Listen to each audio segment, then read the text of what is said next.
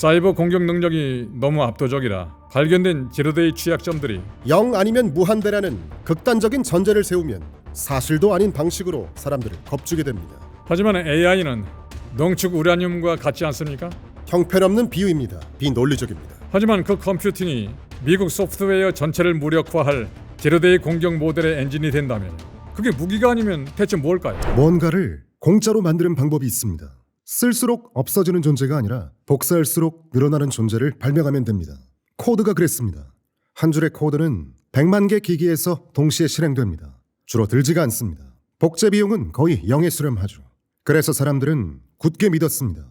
소프트웨어는 결국 공짜가 된다고. AI가 코드를 써주기 시작했을 때 그 믿음은 확신이 됐습니다. 무려 65년 전 IBM 연구원 롤프 라운달은 이 미래를 정확히 보고 꿰뚫었습니다. 우리는 기계가 계산할 때 에너지를 가장 많이 쓴다고 생각합니다. 정확하지가 않습니다. 가장 많이 타는 순간은 따로 있습니다. 기계가 다음 연산을 위해 과거 데이터를 지울 때입니다. 지우는 건 되돌릴 수 없습니다. 1이든 0이든 지우면 0이 되죠. 원래 뭐였는지 알 수 없게 됩니다. 사라진 정보는 곧 열이 됩니다. 그게 바로 우리가 지불하는 비용입니다. 기계도 마찬가지입니다. 피할 수가 없습니다. 물리학 법칙이니까요. 소프트웨어가 공짜여도 소프트웨어 실행은 공짜가 아닙니다. 코드는 무한히 복사되지만 기계가 새로운 연산을 하려면 우주에 망각의 비용을 지불해야만 합니다.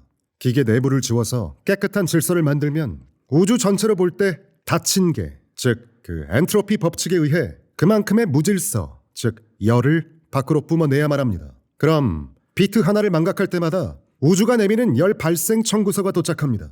아주 작습니다. 하지만 결코 0은 아니죠. 이 발열은 기계의 부작용이 아닙니다. AI가 다음 질문을 오류 없이 받아들이려고 과거의 찌꺼기를 조용히 버려내는 그야말로 필연적인 희생인 겁니다. 2026년 3명의 물리학자가 이 법칙을 AI 시대로 끌고 옵니다. 그들이 계산한 게 뭘까요? 바로 AI 토큰 하나를 만드는 데 드는 실제 에너지입니다. 물리학이 허락하는 이론적 최소값보다 무려 5,000경배나 컸습니다.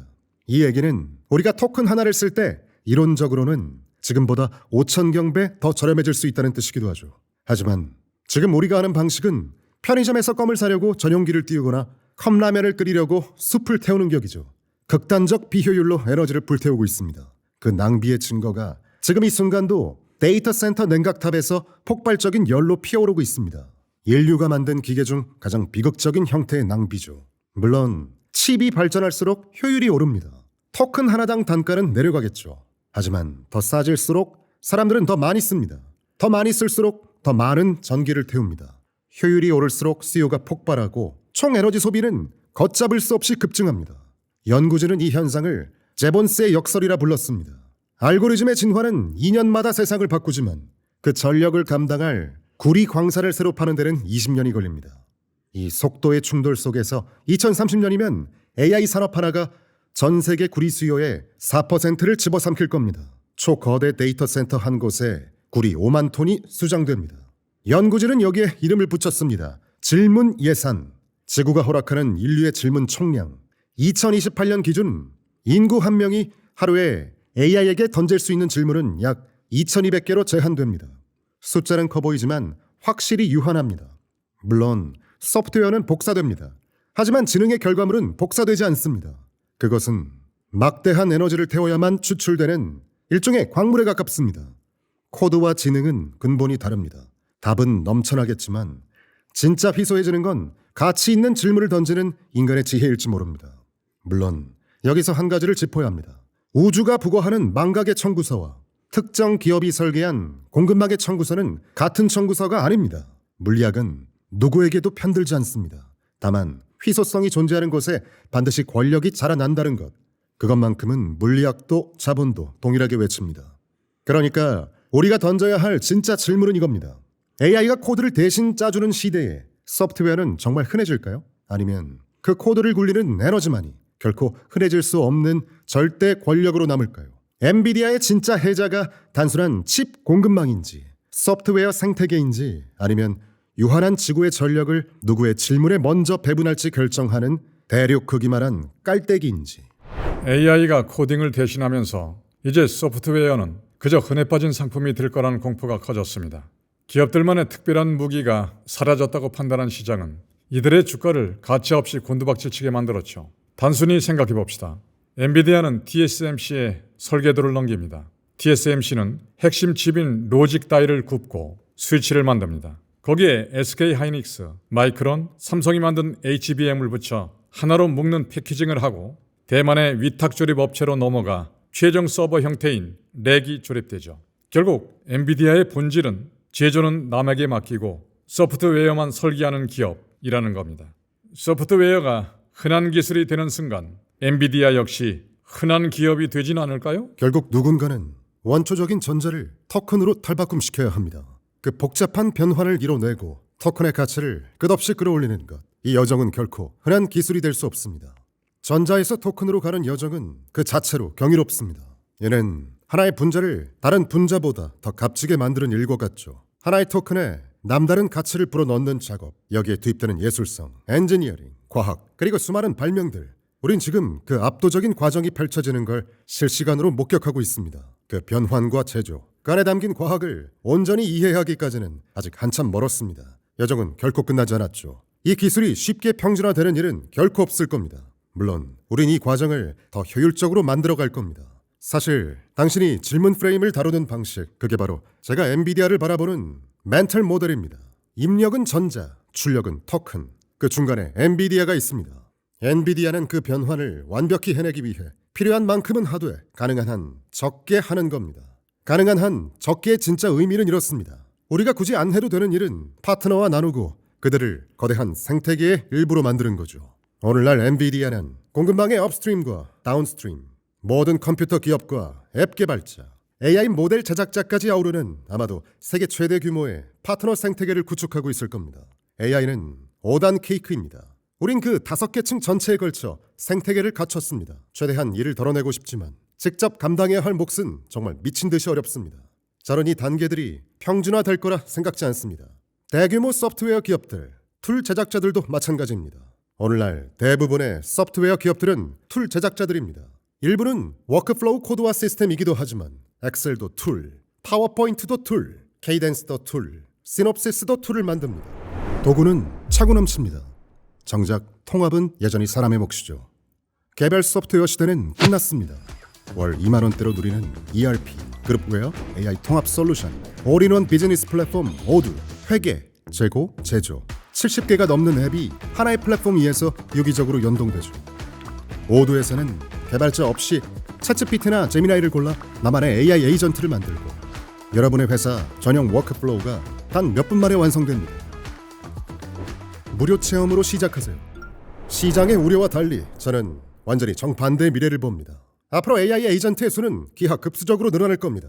그에 따라 툴을 사용하는 주체 역시 폭발적으로 증가하겠죠. 결국 이 모든 툴들의 실제 사용량은 엄청나게 급등할 겁니다.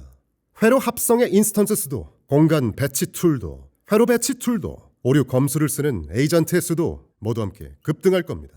오늘날 업계의 발전은 결국 엔지니어의 머릿수에 갇혀 있습니다. 하지만 앞으로는 그 엔지니어들을 수많은 AI 에이전트들이 돕게 될 겁니다. 예전엔 상상조차 못한 방식으로 무한한 설계 영역을 탐색할 것이고 그 엄청난 과정에서도 지금 우리가 쓰는 바로 그 툴들을 똑같이 쓰게 될 겁니다. 툴 사용이 폭발하게 되면 소프트웨어 기업들은 다시 급등하게 됩니다. 아직 벌어지지 않은 이유는 딱 하나입니다. AI 에이전트가 아직 툴을 제대로 다루지 못할 뿐이죠. 해결책은 둘 중 하나일 겁니다. 기업이 직접 AI 에이전트를 내놓든가 에이전트가 그 툴들을 마스터하든가 제 생각엔 이 두 가지가 완벽하게 융합될 겁니다. 최근 기업 공시를 보면 위탁 생산, 메모리, 칩 조립과 관련해 공식적으로는 1,000억 달러에 가까운 구매 약정을 하셨더군요. 하지만 반도체 분석기관은 그 액수가 사실은 2,500억 달러에 달한다고 보도했죠. 시장엔 이런 해석도 있습니다. 엔비디아의 해자는 사실 앞으로 수년치 핵심 물량을 미리 싹쓸이 해뒀다는 게 아닐까요? 경쟁사가 새로운 AI 칩을 설계한다 한들 그걸 만들 메모리를 구할 수나 있을까요? 그걸 만들 로직을 실제로 확보할 수 있을까요? 엔비디아의 부품 싹쓸이가 향후 몇 년간 엔비디아의 가장 큰 해자 아닙니까? 우린 할 수 있지만 남들은 하기 힘든 일이죠. 우린 업스트림에 막대한 규모로 선 발주를 단행해 왔습니다. 방금 언급하신 공식적인 계약도 있지만 암묵적인 것들도 있죠. 업스트림을 향한 엄청난 투자들은 제가 각 파트너사의 CEO들을 만나 직접 설득했기 때문에 가능했습니다. 이 산업이 얼마나 커질지 말씀드리겠습니다. 왜 그런지 설명드려도 될까요? 함께 추론해 보시죠. 그리고 제 생각을 보여드리겠습니다. 자, 정보를 나누고 영감을 불어넣고 서로의 비전을 하나로 맞춘 결과입니다. 파트너들이 그 막대한 투자를 단행한 이유죠. 왜 다른 경쟁사가 아닌 엔비디아를 택했을까요? 파트너들은 알고 있습니다. 제가 그 막대한 물량을 사들여서 저희 다운스트림에게 전량 소화할 능력이 있다는 것을.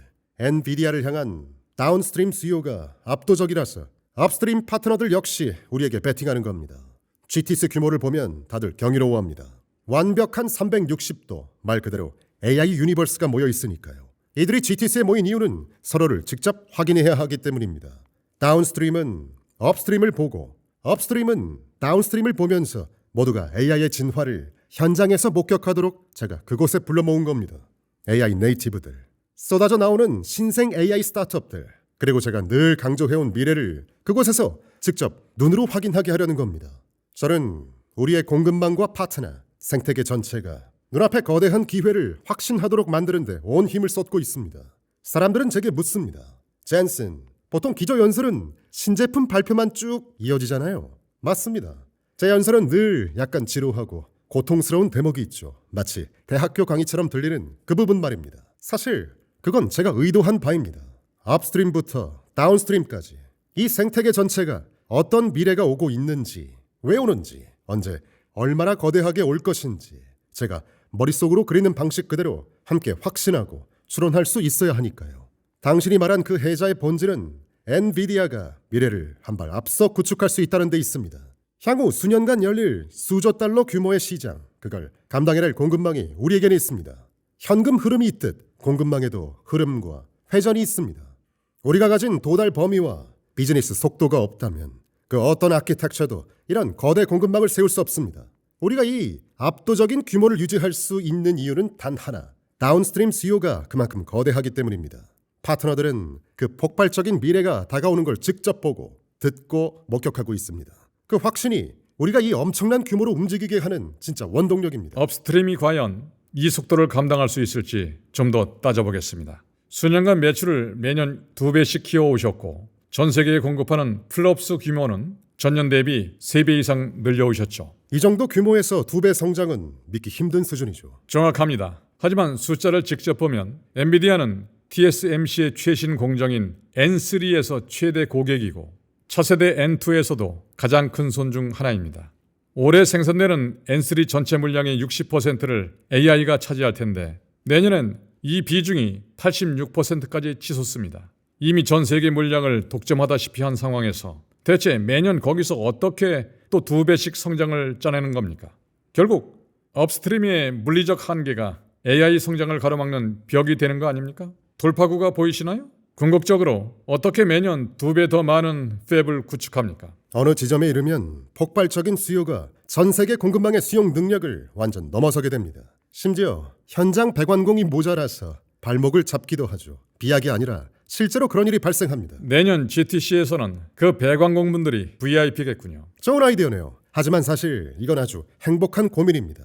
수요가 산업 전체의 공급 능력을 압도하는 산업, 우린 그런 산업을 원합니다. 그 정반대 상황보다 훨씬 낫죠. 수급 격차가 벌어질수록 산업 전체가 그 부족함을 메우려고 엄청난 속도로 달려드니까 말입니다. 요즘 커워스 얘기가 쏙 들어갔다는 걸 눈치채셨을 겁니다. 이유가 있습니다. 지난 2년간 우리가 그 공정을 미친 듯이 몰아붙였거든요. 생산량을 몇 차례나 2배씩 키운 끝에 이제는 꽤 안정 궤도에 올랐습니다. TSMC는 이제 잘 압니다. 코어스 공급이 로직과 메모리 수요에 발맞춰야 한다는 걸요. 그래서 그들은 코어스와 차세대 패키징 기술을 로직 공정만큼이나 공격적으로 확장해 나가고 있습니다. 이건 중요한 변화입니다. 오랫동안 코어스와 HBM은 철저히 일부만 사용하는 특수 영역에 머물렀습니다. 하지만 이제 상황이 전복됐습니다. 이 기술들이 메인스트림으로 올라섰음을 모두가 깨달았죠. 이제 엔비디아의 영향력은 공급망 전반을 아우를 만큼 훨씬 더 넓고 강력해졌습니다. AI 혁명 초기, 제가 지금 하는 말들을 5년 전에도 똑같이 하고 있었습니다.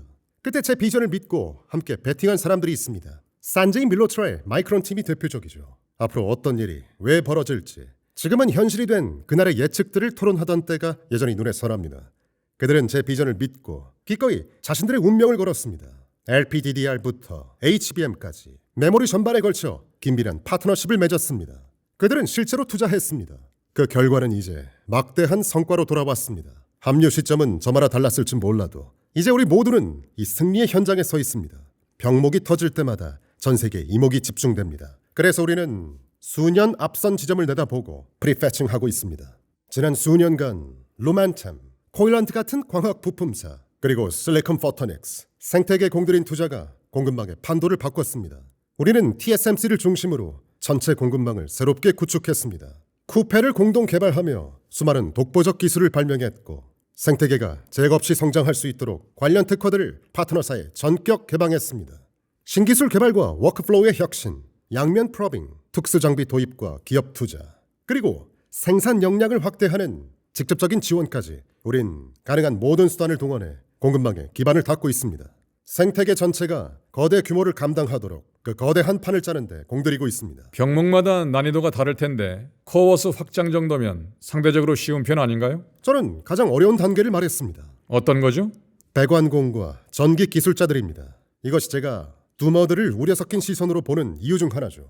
그들이 일의 종말이나 일자리 소멸을 이야기하는 방식 말입니다. 사람들이 소프트웨어 엔지니어가 되지 말라고 외치면 결국 소프트웨어 엔지니어 부족 사태만 불러올 뿐입니다. 단순한 이치죠. 10년 전에도 똑같은 예측이 있었습니다.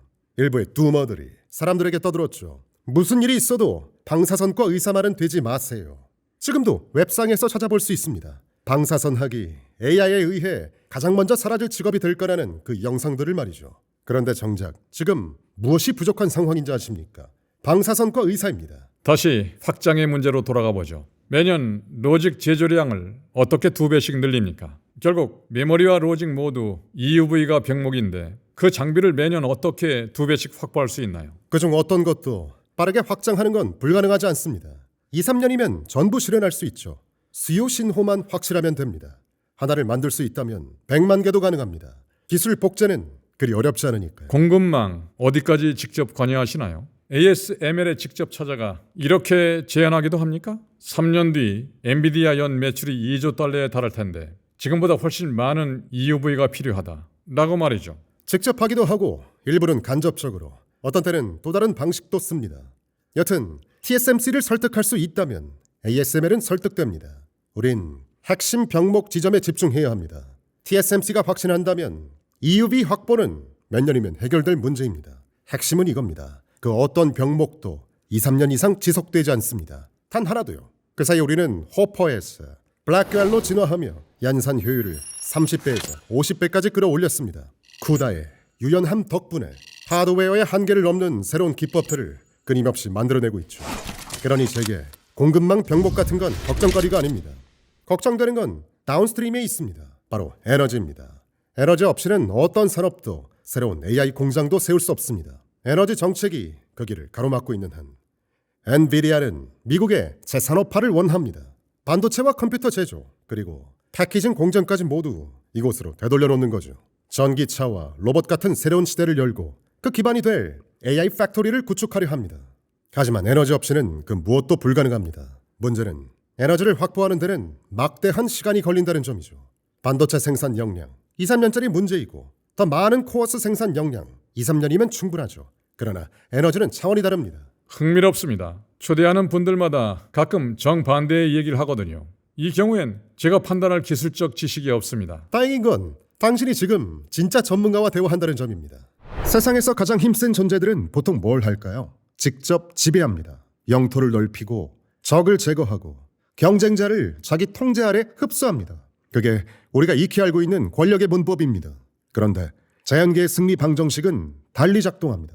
가장 오래 살아남은 종은 자기 영토를 철통같이 장악한 종이 아니라 타자의 영토로 유연하게 침투한 종이었습니다. 생태학자 데니엘 버키는 인류가 오랫동안 맹신해온 개념 하나를 해체합니다. 마치 사진 한 장을 보고 이게 강의 본래 모습이라 믿는 것과 같습니다. 강은 그 순간에도 흐르고 있습니다. 자연의 균형, 생태계는 외부 개입만 없다면 완벽한 고정 상태를 유지한다는 그 낭만적 믿음, 그 종교적 믿음은 현대 환경 정책의 근간이었고 지식인 사회의 상식이었습니다. 하지만 버키는 거칠게 반박합니다. 틀렸다고. 자연계의 고정된 상태란 애초에 없습니다. 생태계는 끝없이 요동치고 종들은 끊임없이 남의 경계를 침투합니다. 그것이 생명의 본질이자 진화의 원동력입니다. 자연의 기록이 증명합니다. 연어는 자신이 태어난 하천으로 100% 회귀하지 않습니다. 약 15%는 엉뚱한 곳으로 향하죠. 이건 실수가 아닙니다. 방향 감각을 상실한 에러가 아닙니다. 빙하가 얼어붙고 산사태가 하천을 막아 기존 환경이 통째로 붕괴될 때 그 일탈했던 15%가 종 전체를 멸종에서 구원합니다. 아프리카의 황로한 무리는 바람을 타고 무려 2,900km를 날아 남아메리카 대륙에 내려앉았습니다. 40시간짜리 미친 비행이죠. 그 무리는 남미 생태계를 파괴하지 않았습니다. 비어있던 생태적 지위를 찾아서 스스로 채웠을 뿐입니다. 1963년 해저 화산이 폭발해서 아이슬란드 해안에 4년에 걸쳐 쉬세이라는 새로운 섬이 생겼습니다. 용암이 채 식기도 전에 어디선가 씨앗 하나가 날아와 꽃을 피워냈죠. 결국 침입이 새로운 생명의 시작이었습니다. 기술은 어차피 이 방향으로 향하고 있었습니다. 다만 봉쇄가 그 속도를 비틀었을 수 있습니다. 그렇다면 이건 단순히 수출 규제에 가로막힌 중국말의 이야기가 아니게 됩니다. 버키는 이것을 보존의 역설이라 불렀습니다. 특정 상태를 무균실처럼 보존하려는 그 강박적인 집착이 오히려 그 생태계를 가장 빠르게 파괴한다는 겁니다. 통제라는 이름의 고립, 그 끝은 언제나 같았습니다. 통제라는 이름의 고립, 방금 이렇게 맞췄죠? 그런데 그 이야기는 멸종한 종에만 해당되지 않습니다. 지금 수많은 회사들이 정확히 같은 운명에 놓여 있습니다. 잠깐 칠판색을 바꿉니다. 이 구간은 광고입니다. 다만 제가 직접 들여다본 도구의 이야기죠. 회계는 회계 소프트웨어, 재고는 재고 소프트웨어, 영업은 영업 소프트웨어. 각각은 자기 영토에 갇혀 서로의 언어를 모릅니다. 연결하려면 사람이 데이터를 옮겨 적습니다. 엑셀 한 장, 복사 붙여넣기. 이게 닫힌 시스템의 풍경입니다. 폐쇄적인 ERP는 한번 들어가면 빠져나올 수가 없죠. 연동에 추가 비용, 수정에 또 추가 비용.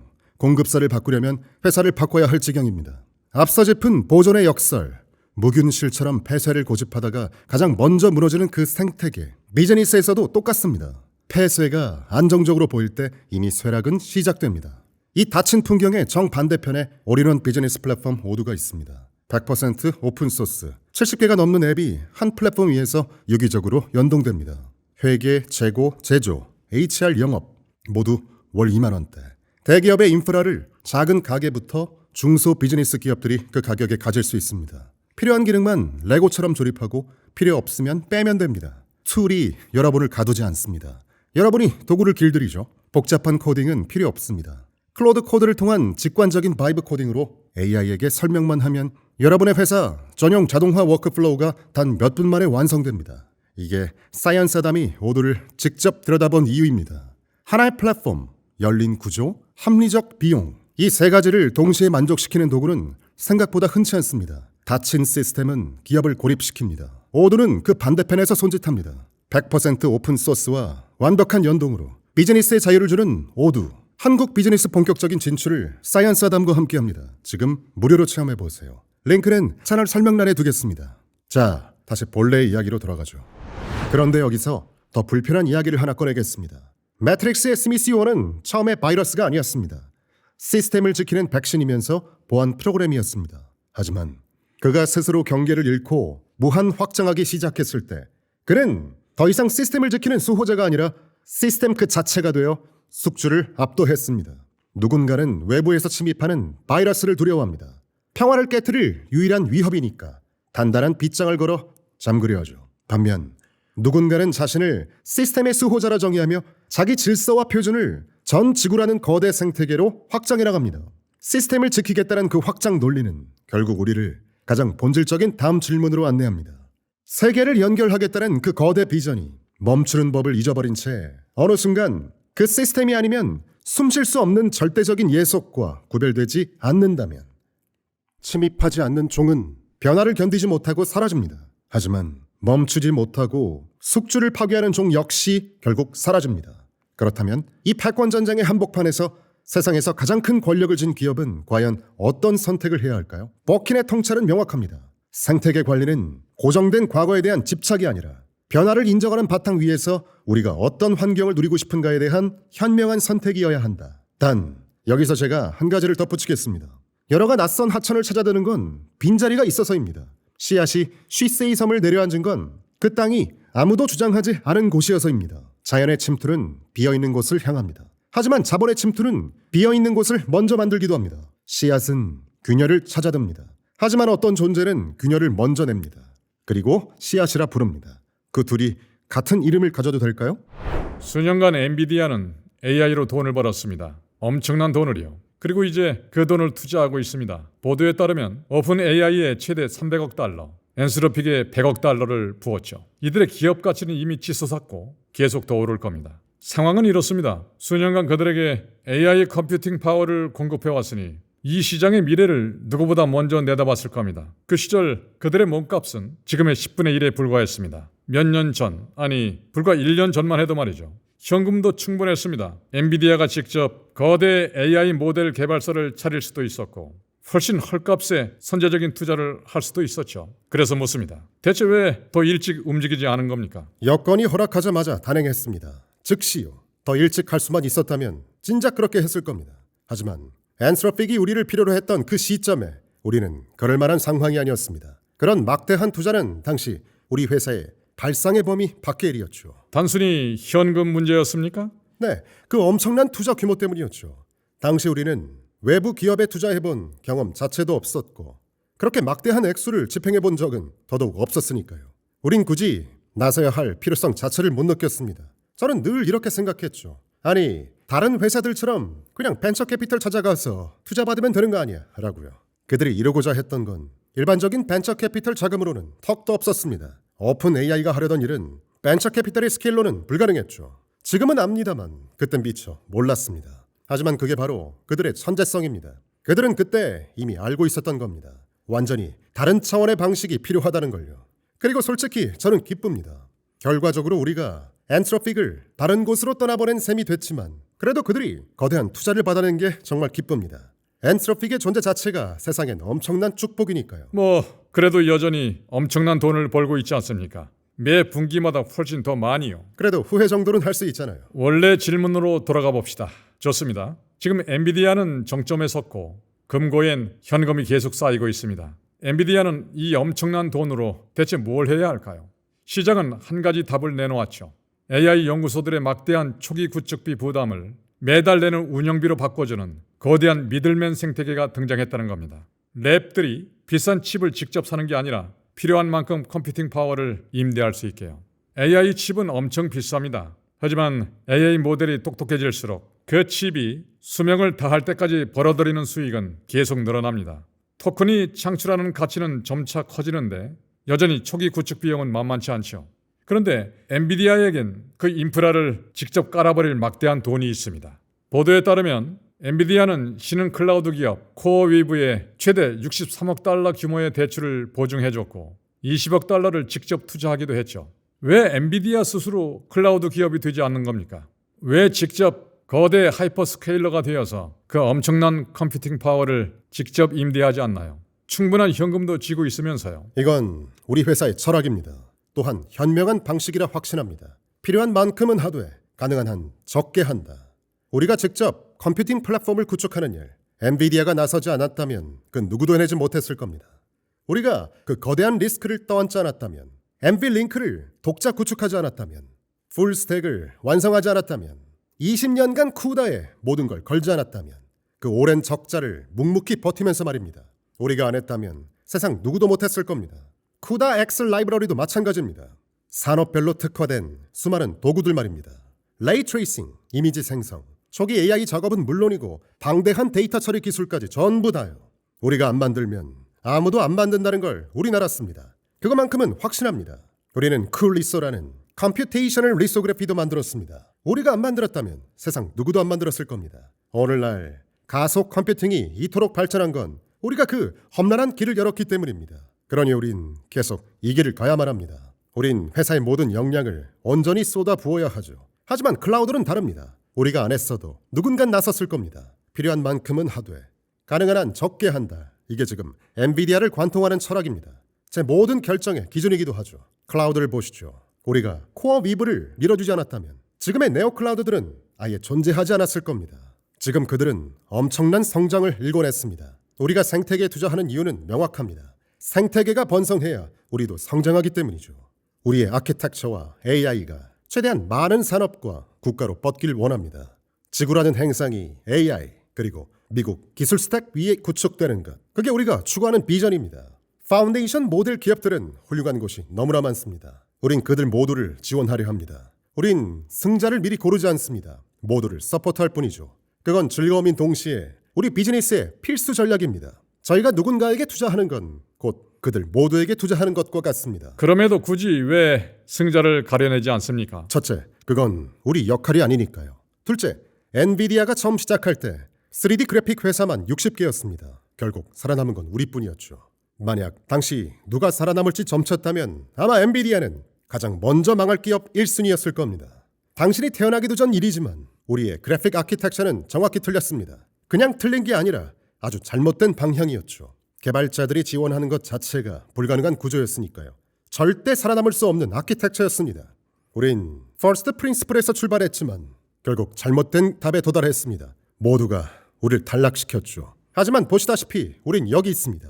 그래서 제가 아는 겁니다. 승자를 고르려 하지 마십시오. 그들이 스스로 자라나게 두거나 아니면 모두 다 지원하거나. 한 가지 이해가 안 됩니다. 분명 우리는 네오클라우드를 단지 그들이 네오클라우드라는 이유만으로 혹은 우리가 억지로 부양하려고 우선시하는 게 아니다 라고 하셨죠? 그런데 동시에 여러 네오클라우드들을 나열하면서 엔비디아 없이는 그들이 존재하지 않았을 거라고 했습니다. 이 두 가지 논제가 어떻게 양립하죠? 우선 우리 스스로가 그런 존재들이 세상에 나오길 원해야 합니다. 그리고 그들이 직접 우리를 찾아와 도움을 요청해야 하죠. 탄탄한 사업 계획과 전문성 그리고 열정이 있다면 그들 스스로 일어설 역량은 이미 충분할 겁니다. 하지만 그 비즈니스를 본격적으로 궤도에 올리는 데 도움이 필요하다면 바로 그 자리에 우리가 있을 겁니다. 그들이 성장의 플라이 휠을 더 빨리 돌릴수록 우리에게도 더 좋은 일이니까요.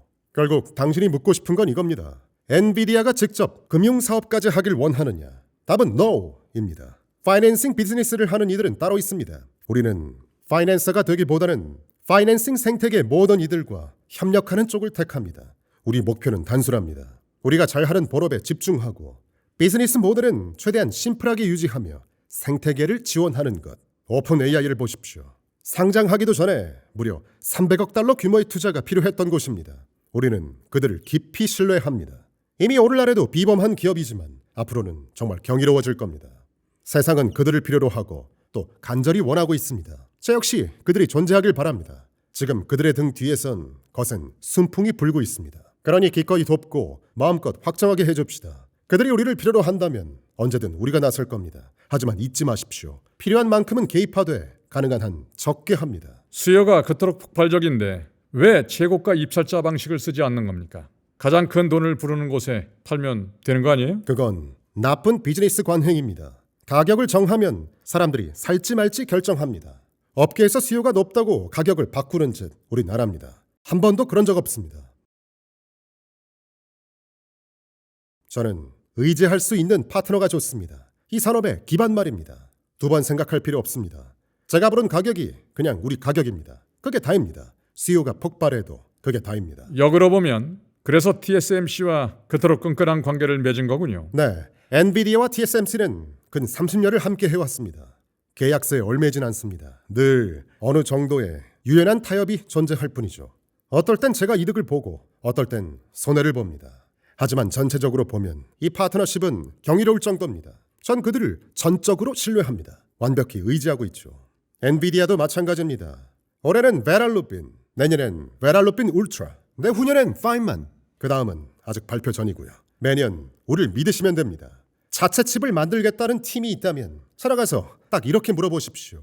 우리가 당신들 칩에 우리 회사에 미래를 걸어도 됩니까? 당신들이 매년 어김없이 신제품을 내놓고 AI 연산 비용을 해마다 10배씩 떨어뜨려 줄 거란 그 약속. 한치의 오차도 없이 완벽하게 장담할 수 있습니까? 자, 역사상 어떤 파운드리도 그런 허황된 약속을 할 수는 없었습니다. 오직 TSMC만이 가능했죠. 그리고 엔비디아 역시 지금 당장 동일한 약속을 할 수 있습니다. 10억 달러 규모의 AI 팩토리를 원하십니까? 문제 없습니다. 1억 달러치요? 문제 없습니다. 서버렉 하나만 필요하십니까? 문제 없습니다. GPU 딱 한 장이요. 좋습니다. 문제 없습니다. 1000억 달러치의 주문을 통째로 넣고 싶으십니까? 문제 없습니다. 지금 전 세계에서 이렇게 장담할 수 있는 회사는 우리뿐입니다. 물론 TSMC도 마찬가지고요. 단 하나를 사든 10억 개를 사든 문제 없습니다. 그저 계획을 세우고 성숙한 기업다운 절차만 밟으면 됩니다. 엔비디아가 전 세계 AI 산업의 기반이 되기까지 수십 년이 걸렸습니다. 엄청난 헌신, 지독한 집념이 있었죠. 우리 회사의 안정성, 우리 회사의 일관성, 그게 전부입니다. 사람들은 무어의 법칙이 죽었다고 합니다. 트랜지스터를 더 작게 우겨 넣는 물리적 한계가 끝내 도래했다고 합니다. 표면적으로는 맞습니다. 그런데 지금 데이터 센터 깊숙한 곳에선 좀 이상한 일이 벌어지고 있습니다. 법칙은 죽었는데 AI는 기하급수적으로 똑똑해집니다. 엔진 크기는 그대로인데 차는 50배 빨라졌습니다. 도대체 이 물리학을 거스르는 마법은 어디서 나올까요? 2020년 오픈 AI 연구진이 역사를 바꿀 논문 하나를 세상에 내놓습니다. 그들이 집요한 실험 끝에 발견한 진실은 인류의 오랜 믿음을 정면으로 찌릅니다. 인간은 칩의 정교한 구조나 우아한 설계, 즉 고유한 정체성에 집착해왔지만 AI 모델 성능은 그런 것들과 생각보다 큰 관련이 없다는 겁니다. 오직 무자비한 세 가지 변수만이 지능의 크기를 결정합니다.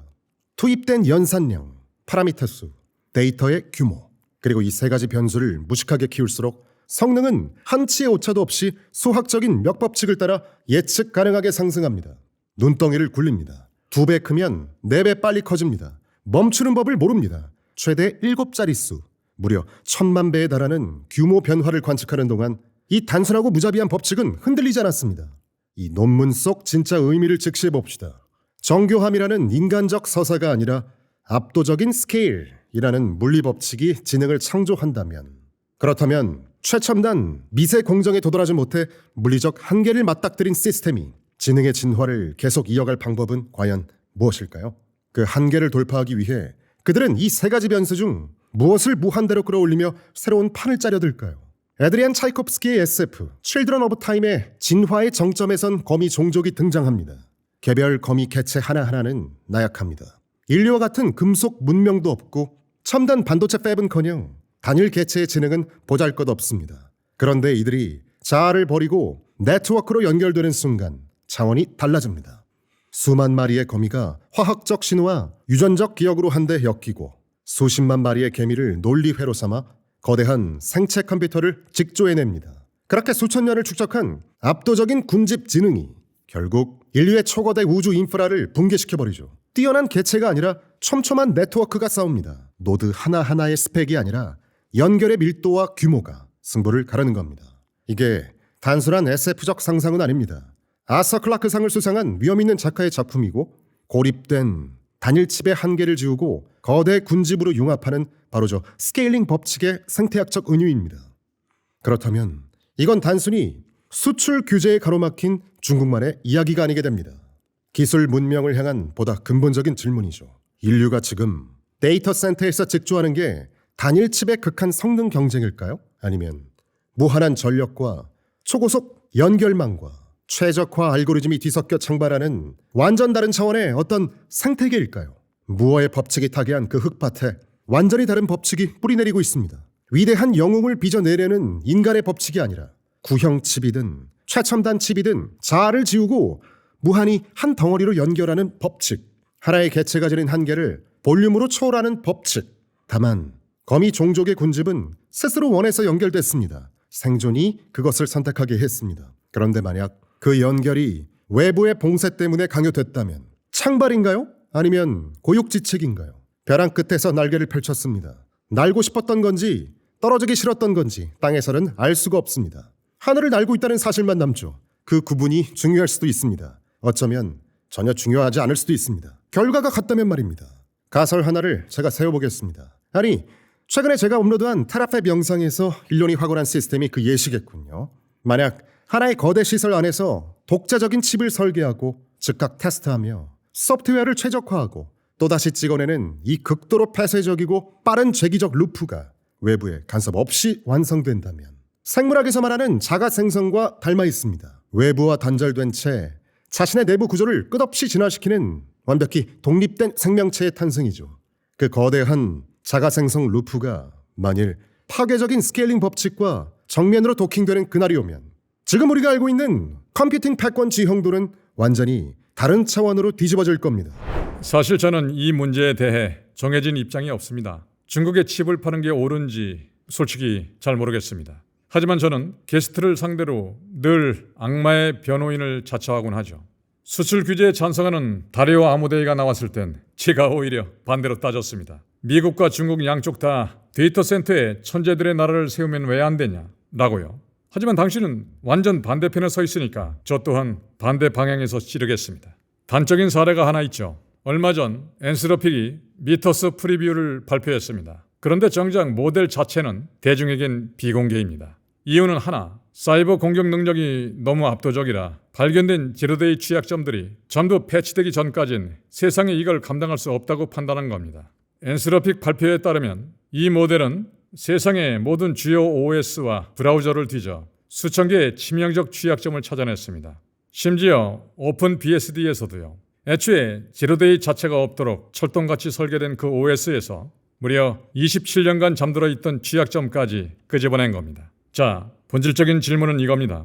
중국 기업과 연구소, 나아가 중국 정부가 저 미터스급 사이버 공격 모델을 훈련할 AI 칩을 손에 넣고 압도적인 컴퓨팅 파워로 그 인스턴스를 수백만 개씩 돌려댄다면 그게 미국 기업, 나아가 미국 국가 안보에 위협입니까? 아닙니까? 먼저 하나 짚고 가죠. 미터스 훈련에 쓰인 컴퓨팅 규모, 그 규모는 꽤 평범합니다. 물론 비범한 회사가 만들긴 했지만요.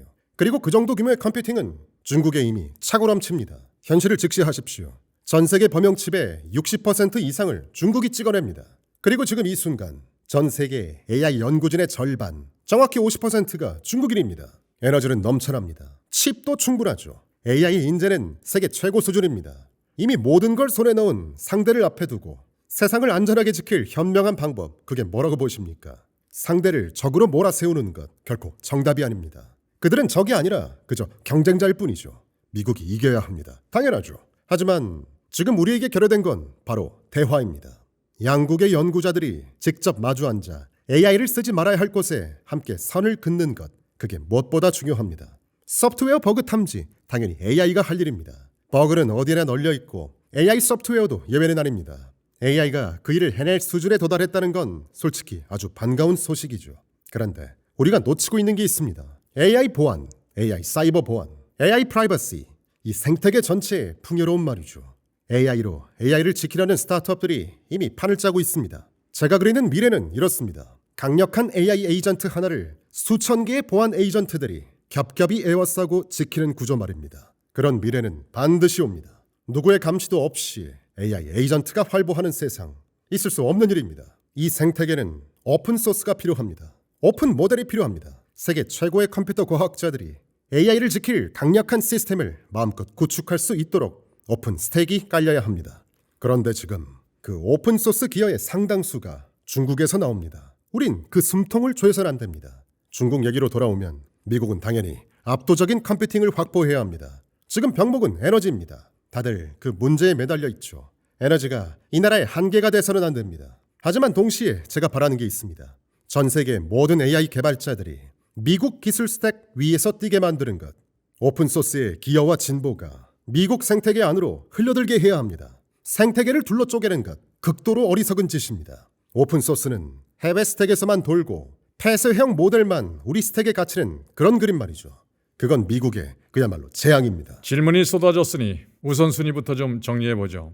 핵심 논점부터 들어갑니다. 바로 플롭 격차 문제입니다. 맞습니다. 중국도 자체적인 컴퓨팅 자원을 갖고는 있죠. 하지만 그들은 현재 7나노 공정에 갇혀 있습니다. 미국의 강력한 칩 제조 수출 규제 때문입니다. 그 규제 탓에 핵심 장비인 EUV를 아예 들여올 수가 없으니까요. 그 결과 중국이 실제로 뽑아낼 수 있는 플롭의 총 규모는 미국의 10분의 1 수준에 불과하다는 추산도 있습니다.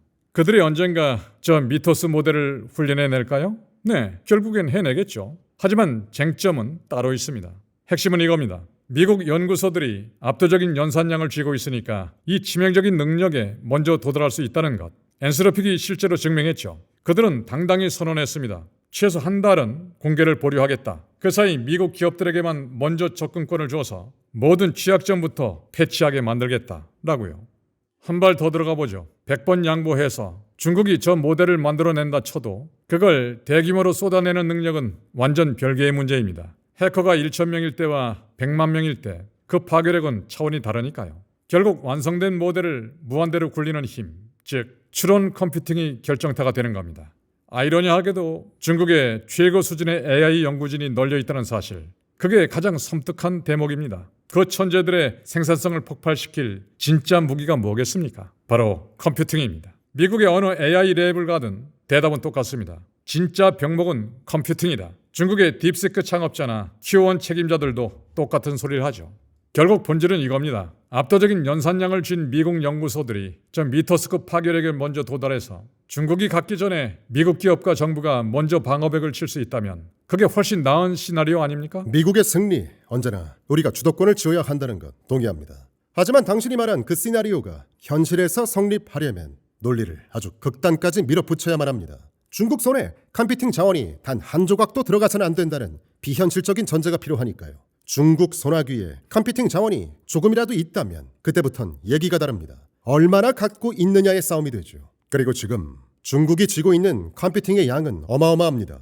우리가 말하는 이 나라는 세계에서 두 번째로 거대한 컴퓨팅 시장입니다. 그들이 맘먹고 자원을 한데 끌어 모은다면 그럴 여력은 이미 차고 넘친다는 뜻입니다. 하지만 그게 정말 사실일까요? SMIC의 공정기술이 한참 뒤처져 있다는 분석이 지배적이지 않습니까? 정확히 그 얘기를 하려던 참이었습니다. 말씀하시죠. 생각해 보십시오. 중국이 쥔 에너지 규모가 어느 정도겠습니까? AI의 본질은 병렬 컴퓨팅 싸움입니다. 에너지가 사실상 공짜나 다름없다면 칩을 4배, 10배씩 더 갖다 붙여서 엮어버리면 그 말입니다. 그곳엔 전력이 쌩쌩 도는데도 텅 비어있는 데이터 센터들이 널려 있습니다. 중국의 고스트시티 얘기 들어보셨죠? 거긴 고스트 데이터 센터도 있습니다. 인프라가 아예 남아 돈다는 뜻이죠. 그러니 7나노 구형 칩이라도 그저 무한대로 묶어버리면 끝나는 거죠. 중국의 칩 생산 능력은 이미 세계 최대 규모입니다. 반도체 업계는 다 알고 있죠. 범용 칩 시장은 사실상 그들이 집어삼켰다는 걸 말입니다. 지금 중국은 공급 과잉입니다. 생산 라인이 남아돌죠. 그러니 중국 손에 AI 칩이 들어갈 일 없다는 생각, 그야말로 난센스입니다. 세상 어디에도 컴퓨팅이 없다면야 당연히 미국이 독주하겠죠. 하지만 그런 시나리오는 현실에 없습니다. 중국은 이미 충분한 자원을 쥐고 있으니까요. 당신이 우려하는 그 위험의 임계점 이미 넘어섰습니다. 그리고 오해를 하고 계신 듯한데 AI 산업은 5층짜리 케이크와 같습니다. 그리고 그 케이크의 가장 밑바닥, 전체를 지탱하는 기반이 바로 에너지입니다. 에너지가 넘치면 그 윗단인 칩의 성능의 한계를 보완합니다. 반대로 칩이 남아 돌면 에너지의 부족을 칩의 분량으로 보완할 수 있습니다. 미국을 보십시오. 우리는 에너지가 부족합니다. 그래서 엔비디아가 끊임없이 아키텍처를 개발하고 극한의 공동 설계를 추구하는 겁니다. 가동할 수 있는 칩이 제한돼 있으니 와트당 처리량을 한계까지 끌어올려야만 하죠. 하지만 전력이 남아 돌고 사실상 공짜라면 어떨까요? 와트당 성능을 굳이 왜 신경 씁니까? 그냥 더 연결하면 됩니다. 구형 칩이라도 말입니다. 7나노 칩은 사실상 우리 호퍼 세대나 다름없습니다. 지금 훈련 중인 최신 모델 대다수가 바로 그 호퍼 위에서 돌아가죠. 결국 7나노 구형 칩으로도 충분하다는 뜻입니다. 무한한 에너지, 그게 그들의 진짜 무기입니다. 자연계에는 바라보기만 해도 섬뜩한 치명적 무기를 가진 동물들이 있습니다. 자기 몸무게의 절반을 차지하는 농계의 거대한 수컷 집게, 매년 자기 뼈에 칼슘까지 끌어다 수십 킬로그램짜리 뿔을 머리에 이고 다니는 말코 손바닥 사슴. 그런데 생태학자들은 오랜 관찰 끝에 좀 이상한 점을 발견합니다. 그렇게 진화의 정점을 찍은 생체 무기를 가지고 실제로 동족의 숨통을 끊거나 치명상을 입히는 경우는 극히 드물다는 사실입니다. 거대한 수컷 농기의 집게는 사실 근육 대신 가벼운 껍데기로 채워져 있어서 타격용으론 부적합합니다. 사슴들은 날카로운 뿔을 맞대고 서로 밀어내기만 할 뿐 치명적인 배 쪽이나 목을 거의 찌르지 않습니다. 왜 거대한 살상 무기를 지니고도 그들은 끝장을 볼 때까지 싸우지 않을까요? 2026년 최신 논문인데요. 진화 생물학자 크리스틴 밀러와 더글라스 엠른 연구진이 동물의 무기 진화에 대한 통합적 분석을 내놓습니다. 그들의 서늘한 발견은 이겁니다. 무기는 상대를 죽이기 위해 진화하지 않았습니다. 무기의 기능 중 가장 간과된 것은 바로 신호입니다. 거대한 뿔과 집게를 위협적으로 과시해서 서로 피 흘리기 전에 시각적으로 체급을 가늠하게 만드는 것, 싸움을 시작하기도 전에 싸움의 결말을 확정짓는 것, 즉 억제입니다. 그리고 또 하나의 물리적 진실, 무기가 아무리 거대하고 화려해져도 결국 그 개체가 감당할 수 있는 생물학적 비용이 한계입니다. 실제로 새똥구리는 거대한 뿔을 키우기 위해 자신의 시력이나 날개의 크기를 희생해야만 합니다. 큰 뿔 사슴의 화석에는 무기의 에너지를 쏟아붓느라 골격 전체가 극심한 칼슘 결핍에 시달린 흔적이 남아 있습니다. 아무리 강한 종이라도 생존에 필수적인 다른 기능들을 희생하면서까지 무기를 무한정 키울 수는 없는 겁니다. 이 논문에는 또 다른 주장을 정면 반박할 더 흥미로운 발견도 숨어 있습니다. 실제 생태계에서는 무기의 크기만이 승패를 가르진 않았습니다. 결정적인 접전의 순간 결과를 지배하는 건 그 무기를 정교하게 다루는 경험과 지능, 그리고 전술이 있었습니다. 전술, 단순히 뿔이 더 크고 육중한 개체는 지형의 경사를 영리하게 이용해 밑에서 파고들며 상대의 무게중심을 무너뜨리는 작은 개체에게 무참히 패배합니다. 결국 뿔의 볼륨이 아니라 그 무기를 운용하는 소프트웨어의 지능이 진짜 승부를 가릅니다. 누군가는 프론티어 AI를 가리켜 핵무기처럼 위험하다고 말할지 모릅니다. 소지하기만 해도 거대 위협이 되고 한 번 손에 쥐어주면 결코 통제할 수 없는 살상 무기라고. 동물의 무기는 상대방이 있기 때문에 발전합니다. 냉전과 우주개발, 군비, 경쟁이 이미 답했죠. 수억 년을 버텨온 자연계는 말합니다. 무기는 그렇게 단순하지 않다고. 그런데 여기서 자연계와 AI 사이에 가장 불편한 간극이 드러납니다. 쇳덩구리의 뿔은 크게 자랄수록 눈이 작아지고 날개가 좁아집니다. 무기에는 반드시 생물학적 비용이 청구됩니다. 그래서 억제됩니다. 그래서 균형이 생깁니다. 하지만 코드는 다릅니다. 희생할 몸이 없습니다. 자연의 억제력이 작동하는 건 무기를 키우는데 희생이 따르기 때문입니다. 그 희생이 없는 무기 앞에서도 자연의 논리는 과연 유효할까요? 그 사이 산불은 이미 번지고 있습니다. 산불이 바람을 만들고 그 바람이 산불을 키우듯 더 강력한 칩이 나옵니다. 더 강력한 칩이 나올수록 더 강력한 AI가 나옵니다. 그 AI가 사이버 국경을 파괴하는 무기가 될지, 기술 패권의 절대 우위를 과시하는 신호가 될지, 아니면 국가 간 전쟁을 막아세우는 유일한 억제력이 될지 지금 어느 누구도 확언할 수 없습니다. 다만 생명이 수억 년이라는 피비린내나는 진화 속에서 빼저리게 배운 진리는 결국 단 하나입니다. 거대한 무기 그 자체보다 불길이 번지는 그 길을 먼저 닦아둔 자가 언제나 종의 생존을 결정지어 왔습니다. 그렇다면 지금 이 세상에서 가장 큰 권력을 쥔 자들은 대체 무엇으로 지배하는 걸까요? 압도적인 무기 때문일까요? 아니면 그걸 쥐고 흔드는 전략 때문일까요? 그 질문을 가지고 다음 이야기를 들어보시죠. 하지만 결국 중국이 실제로 그 막대한 물량을 찍어낼 수 있느냐는 의문이 남습니다. 이미 찍어내고 있습니다. 증거가 필요한가요? 화웨이는 최근 사실상 역대급 실적을 갈아치웠습니다. 몇 개나 출하했습니까? 수백만 개입니다. 엔스로픽이 진 물량보다 훨씬 더 많은 숫자죠. 중국 파운드리인 SMIC가 실제로 그만한 로직을 뽑아낼 역량이 되느냐는 의문이 있고, 메모리 역시 지금 말씀드리고 있지 않습니까? 로직 칩도 충분하고 HBM2 메모리도 충분히 쥐고 있습니다. 맞습니다. 하지만 진짜 핵심을 짚어보죠. AI 모델 훈련과 추론의 진짜 병목은 결국 대역폭 아닙니까? 그들이 HBM2를 쥐고 있더라도 당신의 최신 메모리와 비교하면 대역폭에서 무려 자릿수 단위의 격차가 납니다. 정확한 수치를 떠나서 그 10배 격차는 치명적이죠. 화웨이는 네트워킹 회사입니다. 하지만 그렇다 한들 최첨단 HBM을 만들려면 결국 EUV가 필수라는 사실이 변하진 않습니다. 사실이 아닙니다. 전혀 사실이 아닙니다. 단지 칩을 묶으면 됩니다. 우리가 MVL72로 묶어내듯이요. 그들은 이미 실리콘 포토닉스를 써서 수많은 컴퓨팅 자원을 하나의 거대한 슈퍼컴퓨터로 엮어내는 걸 증명했습니다. 당신 그 전제 자체가 틀렸습니다. 현실을 직시해야 합니다. 중국의 AI 개발은 잘 굴러가고 있습니다. 컴퓨팅 파워가 묶이면 어떻게 됩니까? 세계 최고 수준의 AI 천재들이 하드웨어의 한계를 깨부수는 극한의 알고리즘을 쥐어짭니다. 무어의 법칙은 연간 약 25%씩 진보합니다.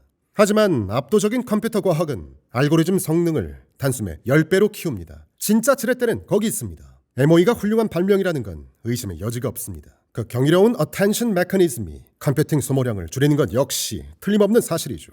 인정해야 합니다. AI 진화의 대부분은 알고리즘의 혁신에서 왔습니다. 날것의 하드웨어가 만들어낸 게 아닙니다. 그렇다면 그 모든 진보가 알고리즘과 컴퓨터 과학에서 비롯된다면 그들이 거느린 저 방대한 AI 부대야말로 가장 치명적인 무기 아니겠습니까? 우린 이미 목격했습니다.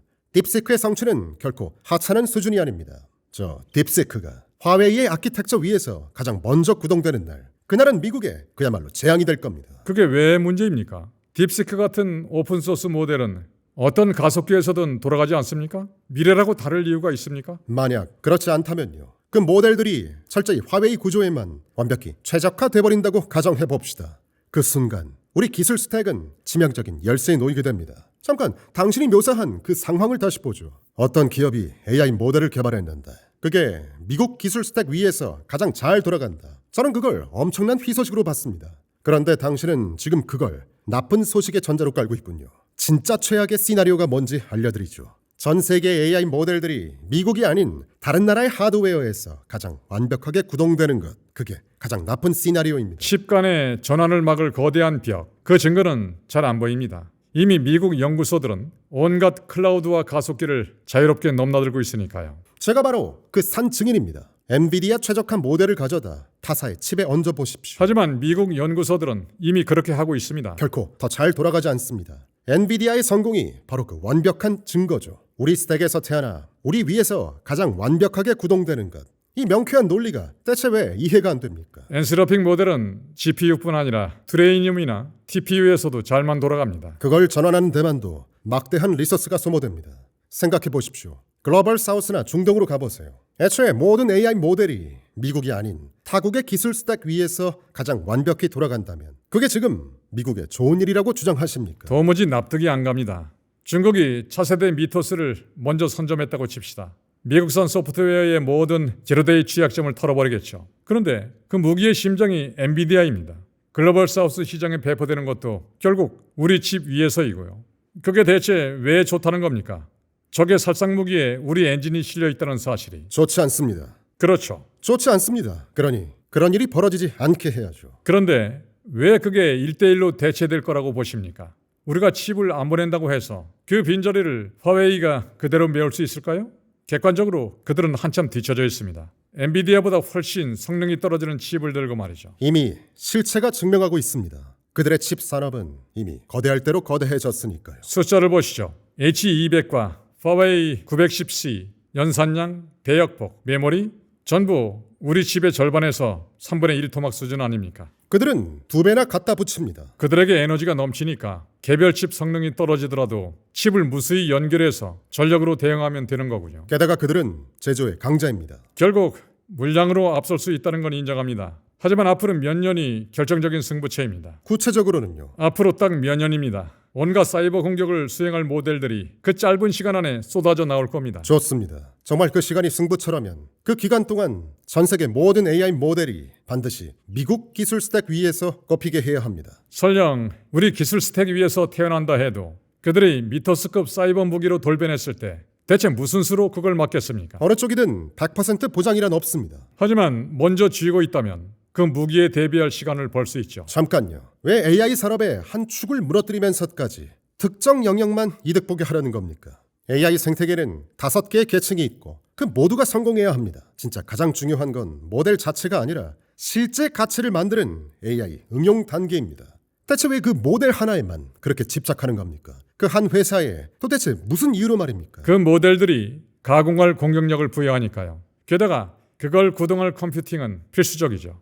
에너지와 칩, AI, 연구진의 생태계 그 삼박자가 맞물려야 비로소 가능합니다. 한 발 물러나 보죠. 당신의 논리가 성립하려면 중국이 7나노 물량을 충분히 뽑아낼 수 있다는 전제가 필요합니다. 하지만 현실은 어떻습니까? 그들은 7나노에 갇혀 있고 엔비디아는 3나노를 넘어 파이만 2나노, 1.6나노로 달아나고 있습니다. 우리가 1.6나노일 때도 그들은 여전히 7나노일 텐데 물량만으로 그 기술 격차를 메우기엔 역부족이죠. 그런데 당신이 칩을 팔면 이야기가 달라집니다. 중국의 에너지는 넘쳐나니 우리가 칩을 줄수록 그들의 컴퓨팅은 불안합니다. 결국 본질은 이겁니다. 중국이 궁극적으로 더 많은 컴퓨팅을 갖게 된다는 것. 그리고 컴퓨팅은 AI 생산을 결정짓는 핵심 입력값이라는 사실. 잠깐요. 지금 모든 걸 너무 단정적으로만 보고 있습니다. 미국이 앞서야 한다. 동의합니다. 실제로 미국의 컴퓨팅 자산은 전 세계 어디보다 100배 이상 큽니다. 미국이 앞서야 하고 실제로도 앞서 있습니다. 엔비디아는 가장 진보된 기술을 만들고 미국 연구소들이 가장 먼저 알게 됐고 제일 먼저 손에 넣을 수 있도록 집중합니다. 자금이 부족하다면 우리가 투자까지 해가면서요. 미국이 앞서야 합니다. 그걸 위해서 우리는 할 수 있는 모든 수단을 동원하고 싶습니다. 이 포인트 동의합니까? 하지만 중국이 컴퓨팅 병목을 겪고 있는데 그들에게 칩을 파는 게 어떻게 미국의 우위를 돕는다는 거죠? 아니, 틀렸습니다. 미국에게는 베라 루빈이 있습니다. 미국을 위한 베라 루빈이 버티고 있다고요. 잠깐, 제가 지금 어디에 있습니까? 저를 미국의 일부로 보기는 하십니까? 네. 엔비디아, 우리를 미국 기업으로 보긴 하십니까? 좋습니다. 그럼 묻죠. 왜 엔비디아가 세계를 포기하게 만듭니까? 우리가 세계 시장을 장악할 수 있도록 더 정교하고 균형 잡힌 규제를 왜 고민하지 않습니까? 왜 미국이 스스로 세계를 등지길 원하겠느냐는 말입니다. 반도체 산업은 미국 생태계의 뿌리이자 기술 패권의 상징입니다. AI 리더십 그 자체죠. 그런데 왜 당신 철학은 미국이 세계 시장이라는 광활한 영토를 스스로 내던지게 만드는 겁니까? 핵심은 이겁니다. 다리오 아모데이가 이렇게 비유했죠. 보잉이 북한에 미사일을 팔면서 우리 부품이 들어갔다고 자랑하는 꼴이라고. 미국 기술 스택을 지킨다는 논리로 결국 적의 손에 살상 능력을 쥐어주는 거 아닙니까? AI를 거기에 비유하는 건 광기입니다. 하지만 AI는 농축 우라늄과 같지 않습니까?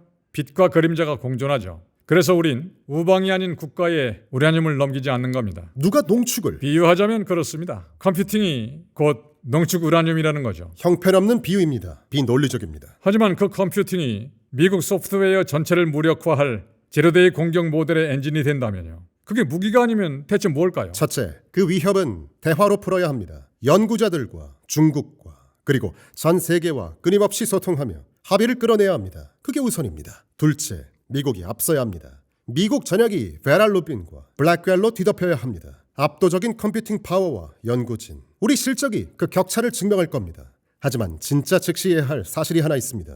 AI는 단 하나의 모델이 아닙니다. AI는 5층짜리 케이크입니다. 칩부터 인프라스트럭처, 앱에 이르기까지 모든 층이 중요합니다. 우린 미국이 이 모든 층위에서 승리하길 원합니다.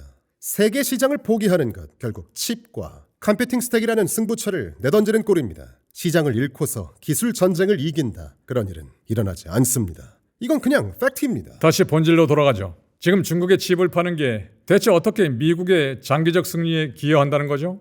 테슬라를 보십시오. 중국에 전기차를 쏟아부었고 아이폰 역시 엄청 팔려나갔습니다. 하지만 그게 그들을 우리 생태계에 묶어두는 락인 효과를 냈습니까? 전혀 아니죠. 중국은 보란듯이 자체 EV를 키웠고 이제는 시장을 지배하고 있습니다. 스마트폰도 마찬가지입니다. 오늘 대화 초반에 당신 입으로 직접 인정했죠. 엔비디아의 입지는 차원이 다르다며 해자라는 단어까지 썼습니다. 우리 회사를 지탱하는 절대 무기는 바로 그 개발자 생태계입니다. 그런데 전 세계 AI 개발자의 50%가 중국에 있습니다. 미국이 그 거대한 영토를 스스로 내던져선 안 됩니다. 미국에도 엔비디아 개발자들이 많습니다. 하지만 그렇다고 미국 연구소들이 다른 가속기를 아예 안 쓰는 건 아니지 않습니까? 실제로 지금도 다른 칩을 섞어 쓰고 있고 아무 문제 없이 돌아갑니다. 그렇다면 중국에 칩을 팔았을 때 똑같은 결과가 나오지 않으리란 법 있습니까? 구글이 자체 칩인 TPU와 엔비디아를 나란히 쓰는 것처럼. 우린 끊임없이 혁신합니다. 엔비디아의 점유율은 쪼그라드는 게 아니라 오히려 늘고 있습니다. 경쟁에 받자 결국 시장을 뺏길 거라는 그 전제. 당신은 지금 패배자 마인드로 아침에 눈 뜬 사람과 대화하는 게 아닙니다. 그 패배주의는 저와 무관합니다. 우린 자동차가 아닙니다. 절대 아닙니다. 오늘 이 브랜드를 탔다가 내일 저 브랜드로 갈아타는 거 참 쉽죠. 컴퓨팅은 다릅니다. X86 생태계가 왜 지금껏 군림하겠습니까? ARM이 그토록 끈끈한지 아십니까? 이 생태계를 갈아엎기란 어렵습니다. 엄청난 시간과 에너지가 소모되고 누구도 그런 소모를 하려 들지 않죠. 우리 임무는 하나입니다. 그 생태계를 끝없이 키워내고 시장에서 압승하도록 기술을 진화시키는 거죠. 당신의 그 전제 조건만으로 마켓을 내던진다. 저는 용납할 수 없습니다. 왜냐하면 저는 미국이 패배자라고 생각하지 않기 때문입니다. 미국은 패배자가 아닙니다. 우리 산업도 패배자가 아닙니다. 패배주의 납득할 수 없군요. 좋습니다. 이쯤에서 화제를 돌리죠. 일단 서두를 필요 없습니다. 즐기고 있으니까요. 좋습니다. 인정하죠. 어쩌면 진짜 핵심은 이 치열한 논쟁을 끝까지 받아주어서 좋다는 겁니다. 쟁점의 본질이 충분히 잡히는군요. 당신이 짚은 그 실체는 당신의 논리가 처음부터 끝까지 극단에 치우쳐 있다는 겁니다. 이 짧은 골든타임에 그들에게 컴퓨팅을 약간이라도 주면 모든 걸 잃는다는 아니요. 제 주장은 그 극단적인 가정들이 유치하다는 겁니다. 빙빙 돌리지 않겠습니다. 어떤 거창한 임계점을 넘어야만 위협이 되는 게 아닙니다. 단 한 줌의 한계 컴퓨팅조차 그들에겐 곧 힘입니다. 칩이 흘러들어가는 족족 중국의 AI 모델은 더 무섭게 진화할 테니까요. 그렇다면 저 역시 당신에게 한 가지는 인정받아야겠습니다. 우리가 칩을 팔아 얻는 그 한계적 판매 하나하나가 결국 미국 기술 생태계를 압도적으로 진화시키는 절대 동력이라는 사실 말입니다. 현실을 보죠. 그 칩에 들어가는 AI가 사이버 공격 능력을 가졌다면 혹은 그런 모델을 끊임없이 훈련하고 양산하고 있다면 물론 핵무기는 아니겠죠. 하지만 명백히 어떤 형태의 무기를 탄생시키고 있는 건 맞지 않습니까? 그 논리대로라면 이 세상 모든 마이크로 프로세서와 메모리에도 똑같은 잣대를 들이대야죠. 아니, 아예 전기마저 무기라고 부르시죠. 논리가 유치하다는 반응인데 현실을 보시죠. 미국은 적국의 핵무기 개발을 막기 위해 당신이 말한 그 평범한 마이크로 프로세서와 D램조차 철저하게 수출을 통제하고 있습니다. 아무리 범용 기술이라도 치명적인 위협 앞에서는 통제하는 것, 그게 안보의 냉혹한 원칙 아닙니까? 현재 가장 큰 시장을 보시죠. 우린 지금 이 순간에도 중국에 마이크로 프로세서와 D램을 팔고 있습니다. 범용 기술로 생태계를 장악하는 것, 그 방향이 지극히 옳다고 생각합니다. 결국 가장 근본적인 질문으로 돌아올 수밖에 없군요. AI는 다른 기술 아닙니까? 소프트웨어의 치명적 결함, 즉 제로데이를 파헤치는 모델이 탄생한다면 중국이 거기에 먼저 도달해서 전방위로 휘두르는 사태만큼은 억제해야 되는 거 아닙니까? 미국이 앞서길 원합니다. 그리고 우리는 그걸 통제할 수 있습니다. 하지만 칩은 이미 넘어갔고 지금도 그 모델로 학습하고 있습니다. 무슨 수로 통제한다는 겁니까? 우리에겐 압도적인 컴퓨팅이 있습니다. 훌륭한 AI 연구자도 버티고 있죠. 가능한 한 빨리 달리고 있습니다. 우리는 세계 어느 나라보다 압도적인 핵무기를 보유하고 있습니다. 그렇다고 해서 농축 우라늄을 밖으로 내보내진 않습니다. 우리가 파는 건 농축 우라늄이 아닙니다. 칩입니다. 그들 스스로 만들 수 있는 칩입니다. 그들이 당신에게 칩을 사가는 데는 명백한 이유가 있습니다. 중국 기업 창업자들이 시인한 사실입니다. 자신들은 지금 컴퓨팅 병목에 가로막혀 있다고. 우리 칩이 더 우월하기 때문입니다. 완성도 면에서 우리 칩이 더 낫습니다. 의심의 여지가 없습니다. 하지만 우리 칩이 그들의 손에 닿지 않는 공백에서 무슨 일이 벌어지는지 보십시오. 화웨이가 극도로 높은 실적을 냈다는 사실은 인정하시겠습니까? 수많은 중국 반도체 기업들이 상장하며 몸집을 불렸다는 점은요. 이런 사실은 받아들이십니까? 네, 미국이 과거에 시장에서 누린 그 압도적 입지가 지금 속절없이 무너지고 있다는 사실은요. 중국이 세계 기술 산업의 약 40%라는 것도 인정하십니까? 중국 시장을 포기하는 건 미국에 해를 끼칩니다. 국가 안보를 위태롭게 하고 어렵게 일군 우리 기술 패권을 스스로 갉아먹게 됩니다. 국가적 이익을 내던지며 고작 경쟁사에 독점을 도운 셈이니 제 상식으론 도무지 이해가 되지 않습니다. 혼란스럽습니다. 서로 모순되는 주장 두 가지를 하시는 것 같습니다. 첫째, 경쟁하더라도 화웨이를 이길 거라는 주장. 우리 칩이 훨씬 낫기 때문에. 둘째, 어쨌든 그들은 엔비디아 없이도 동일한 성취를 이뤄낸다는 주장. 엔비디아 기술이 그토록 압도적이라면 엔비디아 제품이 중국 공급이 끊겼을 때 화웨이가 똑같은 수준이 못 뛰어야 하지 않겠습니까? 명백한 사실입니다. 하지만 생각해 보시죠. 더 나은 선택이 없는 상황에서는 자학을 취하게 됩니다. 어떻게 이게 비논리적입니까? 이보다 더 논리적일 수는 없습니다. 그들이 엔비디아 칩을 원하는 건 더 낫기 때문입니다. 그렇습니다. 더 낫다는 건 곧 더 강력한 컴퓨팅을 뜻합니다. 그리고 컴퓨팅이 늘어날수록 더 뛰어난 모델을 훈련할 수 있다는 거죠. 아니요. 그냥 더 나은 겁니다. 꼭 연산력 때문이 아니라 모든 면에서 우리 칩이 더 낫기 때문입니다. 개발이 훨씬 쉽고 생태계가 압도적이죠. 이유가 무엇이든 결과는 같습니다. 우린 당연히 그들에게 컴퓨팅을 공급할 겁니다. 무슨 문제가 있습니까? 핵심은 이겁니다. 전 세계 개발자들이 미국 기술 스택 위에서 작업하게 하는 것. 모든 AI 모델이 우리 기술에 최적화되어 확산하게 만드는 것. 이것이 미국의 기술 리더십이 누릴 수 있는 최고의 실익이자 패권입니다. 자, 당신이 옹호하는 그 폐쇄적인 정책들이 통신 산업에서 어떤 참사를 냈는지 똑똑히 보십시오. 미국 통신 기업들은 전 세계 시장에서 정책적으로 축출당했고 이제 우리는 우리 자신의 통신망조차 스스로 통제하지 못하는 처지입니다. 그게 현명한 선택이었을까요? 근시안적인 자폭이었습니다. 그 결과가 바로 제가 경고하는 의도치 않은 부작용들입니다. 지금 이해하긴 쉽지 않으시겠지만요. 한 발 물러서 봅시다. 모든 선택에는 잠재적 혜택이 있고 그에 따른 비용이 있습니다. 우리가 따져야 할 건 그 혜택이 치러야 할 비용만큼의 가치가 있느냐는 겁니다. 저는 지금 그 비용에 대한 확언을 듣고 싶고요. 컴퓨팅은 강력한 모델을 훈련하기 위한 입력값입니다. 강력한 모델은 사이버 공격 같은 파괴적인 힘을 의미하죠. 미국 기업들이 미터스급 능력에 먼저 도달하고도 그 능력을 보류한 덕분에 우리 정부와 기업들은 소프트웨어 보안을 강화할 천금 같은 시간을 벌었습니다. 다행스러운 일입니다. 만약 중국이 더 집약된 컴퓨팅 자원을 가졌다면 그들은 훨씬 빠르게 그 단계에 도달해 위험한 모델을 배포했을 겁니다. 우리에게는 재앙이 됐을 겁니다. 우리가 이 시차를 볼 수 있었던 건 엔비디아 같은 기업들이 미국의 압도적인 연산력을 먼저 공급했기 때문입니다. 결국 중국에 칩을 판매한다는 것은 그들에게 그런 무서운 역량을 더 빨리 갖게 해주는 비용을 치르는 거 아닙니까? 혜택은 잠시 차치하더라도 이것은 명백한 안보적 비용이라는 점은 인정하십니까? 제가 생각하는 잠재적 비용도 말씀드리죠. AI 스택의 근간인 칩 레이어가 세계 2위의 거대 시장 전체를 포기하도록 방치하는 것, 바로 그 지점입니다. 그 대가가 무엇일까요? 중국은 강제로 규모를 키울 것이고 독자적인 생태계를 구축할 겁니다. 결국 미래의 AI 모델들이 미국 기술 스택과는 전혀 다른 방식으로 최적화되겠죠.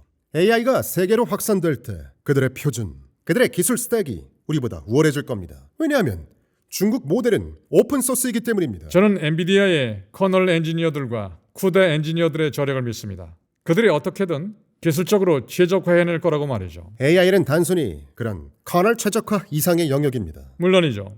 엔비디아 칩에 맞는 모델을 증류하는 것부터 할 수 있는 게 많습니다. 최선을 다할 겁니다. 소프트웨어는 어느 곳에든 다 있습니다. 한동안 중국 생태계에서 좀 더 나은 오픈소스 모델이 나온다 해도 사용자를 장기적으로 묶어둘 거라고는 상상하기 어렵습니다. 팩트를 직시해야 합니다. 중국은 세계 오픈소스 소프트웨어의 최대 기여자입니다. 팩트입니다. 중국은 전 세계 오픈 모델 생태계 최대 기여자이기도 하죠. 팩트입니다. 그리고 오늘날 그 모든 것이 미국 기술 스택, 엔비디아 위에서 구축되고 있습니다. 팩트입니다. AI 스택의 5층 모두 중요합니다. 미국은 모든 레이어에서 이겨야 합니다. 물론 가장 중요한 건 사회 곳곳으로 스며드는 최상단의 AI 애플리케이션 층입니다. 이 기술을 가장 깊게, 가장 많이 사용하는 주체가 이번 산업혁명의 최대 수혜자가 될 테니까요. 하지만 핵심은 모든 층이 성공해야 한다는 겁니다. AI가 핵폭탄이라고 겁주어서 모든 사람이 AI를 두려워하게 되면 그게 어떻게 미국을 돕는 겁니까? 미국에 해를 끼치는 겁니다. 소프트웨어 엔지니어링이라는 직업이 모두 사라진다고 겁주어서 다들 그 길에 들어서지 않는다면 결국 소프트웨어 엔지니어가 부족한 나라가 됩니다. 미국에 해를 끼치는 겁니다. AI가 방사선 전문의를 대체해야 한다는 공포로 학생을 내쫓는다면 우리는 직업과 과업 차이를 오해하는 겁니다. 방사선 전문의라는 직업은 환자 케어입니다. 스캔 판독은 하나의 과업일 뿐입니다. 이 오해 때문에 전문의가 사라진다면 결국 우리에겐 충분한 의사도 좋은 의료 서비스도 남지 않을 겁니다. 0 아니면 무한대라는 극단적인 전제를 세우면 사실도 아닌 방식으로 사람들을 겁주게 됩니다. 인생은 그렇게 돌아가지 않습니다. 미국이 최우선이어야 합니까? 물론입니다.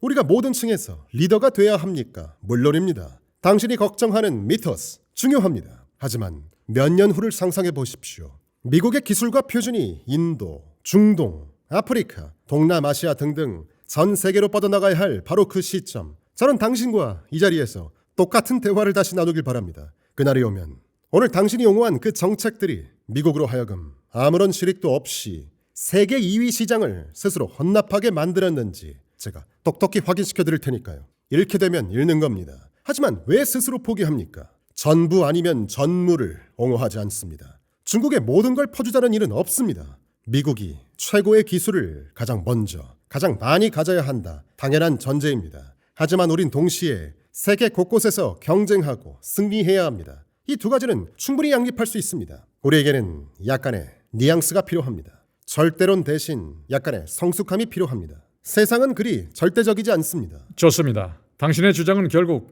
이 전제에 달려 있습니다. 몇 년 후 중국이 자국의 최고 칩에 특화된 모델들을 구축하고 그것을 세계로 수출해 표준을 세운다는 것. 하지만 EUV 수출 규제 때문에 당신이 1.6나노로 이동할 때 그들은 여전히 7나노에 머물러 있을 겁니다. 중국 내수 시장이라면 말이 됩니다.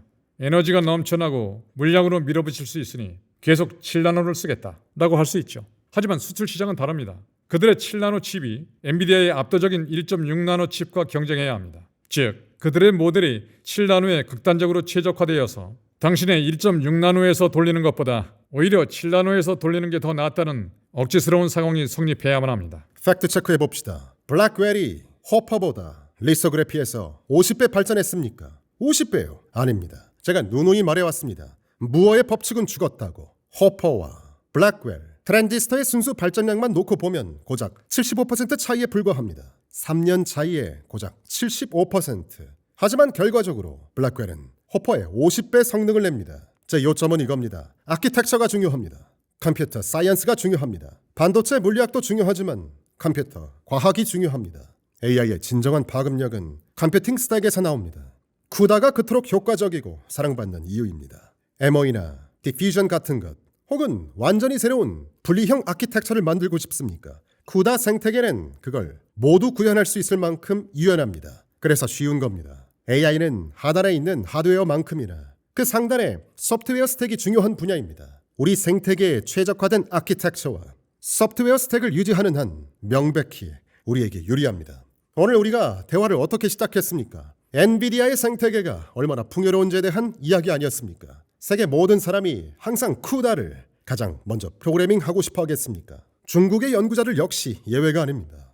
우리가 강제로 중국 시장에서 밀려난다면 우선 그건 정책 실수입니다. 분명한 역풍이 불었고 미국에게 독이 돼서 돌아왔습니다. 그 정책이 오히려 중국의 자체 칩 산업을 가능케 했고 가속시켰습니다. 중국의 AI 생태계 전체가 자국산 아키텍처에 집중하도록 강제해버렸죠. 아직 늦진 않았지만 이미 벌어진 현실입니다. 미래를 보십시오. 그들이 7나노에 갇혀 있을 것 같습니까? 천만의 말씀입니다. 그들은 제조에 능합니다. 7나노 이상으로 계속 나아갈 겁니다. 자, 5나노와 7나노 사이에 10배 성능 차이가 있습니까? 아닙니다. 중요한 건 아키텍처입니다. 네트워킹이 중요합니다. 그게 엔비디아가 멜라녹스를 인수한 이유입니다. 에너지가 중요합니다. 이 모든 게 얽힌 문제입니다. 당신이 아까 말한 증류처럼 그렇게 단순하게 재단할 수 있는 판이 아닙니다.